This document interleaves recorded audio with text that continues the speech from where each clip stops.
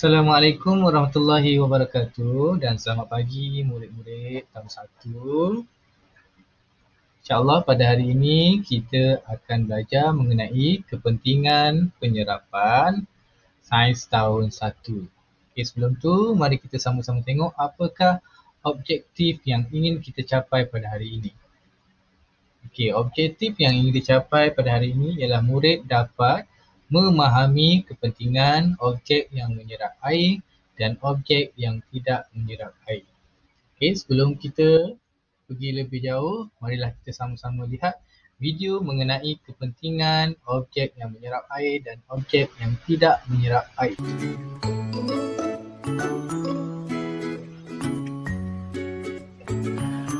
Objek menyerap air. Sebagai contoh, mop dapat menyerap air pada lantai.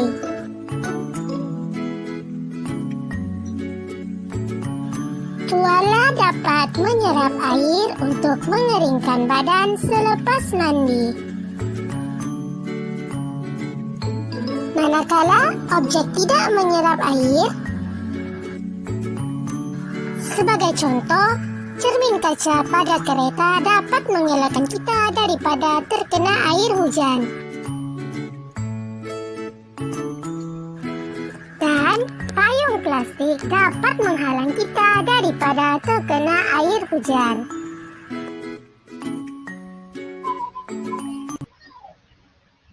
Okey, mengapakah pentingnya penyerapan?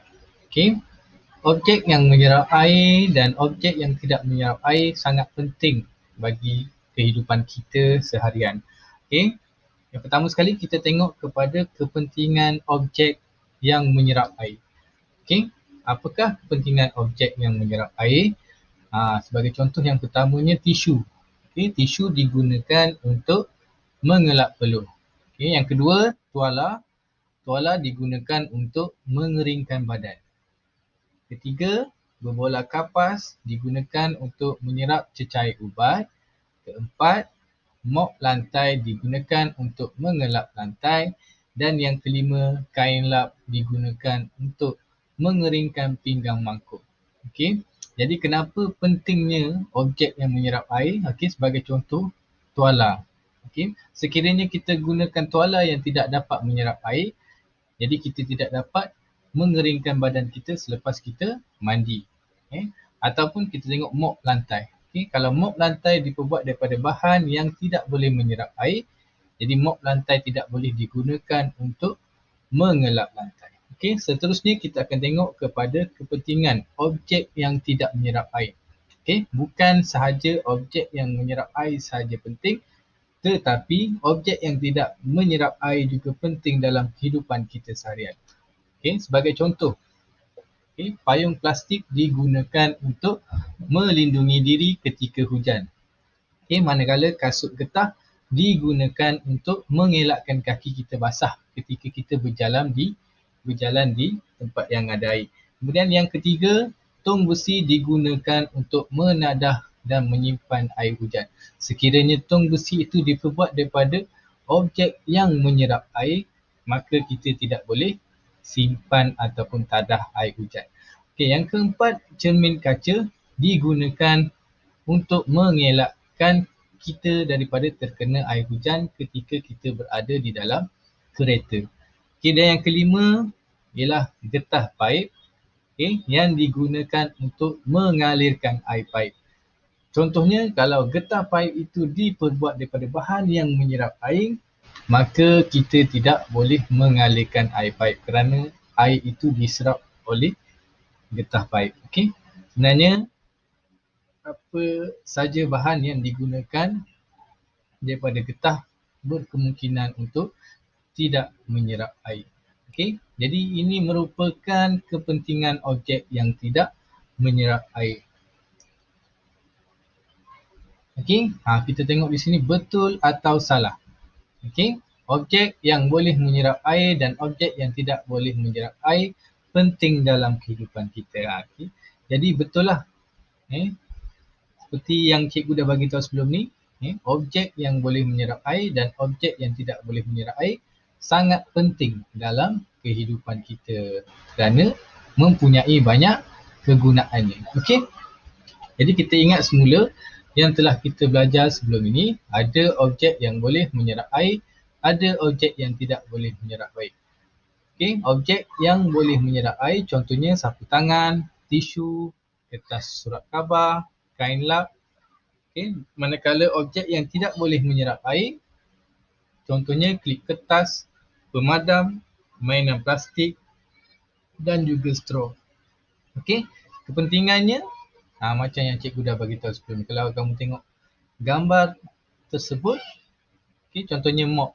Mop digunakan untuk mengelap lantai, manakala tuala digunakan untuk mengeringkan badan. Okey, manakala kepentingan untuk objek yang tidak menyerap air contohnya payung, melindungi diri kita daripada terkena hujan, manakala kasut digunakan untuk mengelakkan kaki kita daripada basah. Okey.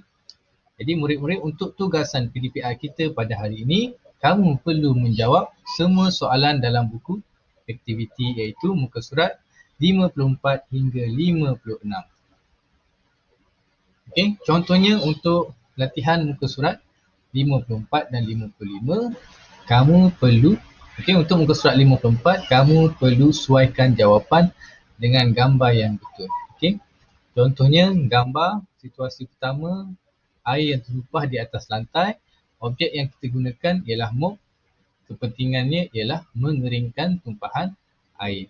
Okey, manakala muka surat 55, suaikan jawapan dengan kepentingan objek yang tidak menyerap air. Kalau yang 54 tadi, objek yang menyerap air, manakala 55 ini kepentingan objek yang tidak menyerap air. Okey, contohnya gambar yang pertama, penutup mata ataupun goggle digunakan untuk melindungi mata daripada terkena air. Manakala gambar yang kedua, tong besi digunakan untuk menyimpan air ataupun tong plastik, okey, digunakan untuk menyimpan air. Okey, apa-apa tong yang mempunyai yang tidak menyerap air, okey, yang tidak menyerap air.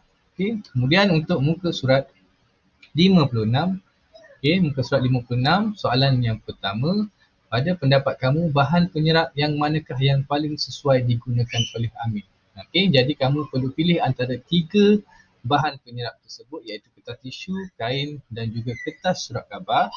Okey, jadi kamu tuliskan jawapan. Seperti jawapan yang cikgu dah berikan iaitu kertas tisu. Okey, manakala soalan yang kedua, mengapakah kamu memilih bahan tersebut? Okey, kenapa cikgu pilih kertas tisu? Kerana kertas tisu menyerap air lebih banyak. Okey, manakala soalan yang ketiga, susunkan bahan-bahan di atas mengikut keupayaan menyerap air secara menaik. Maksud menaik ni daripada yang kurang menyerap air kepada yang paling banyak menyerap air. Okey, contoh jawapan yang cikgu berikan ialah kertas surat khabar, kemudian kain, okey, kemudian kertas tisu. Okey, itu saja untuk pembelajaran kita pada hari ini. Diharapkan kamu dapat memahami tentang kepentingan objek yang menyerap air dan objek yang tidak menyerap air. Okey, sehingga kita berjumpa lagi. Wabillahi taufiq wal hidayah. Wassalamualaikum warahmatullahi wabarakatuh. Hai.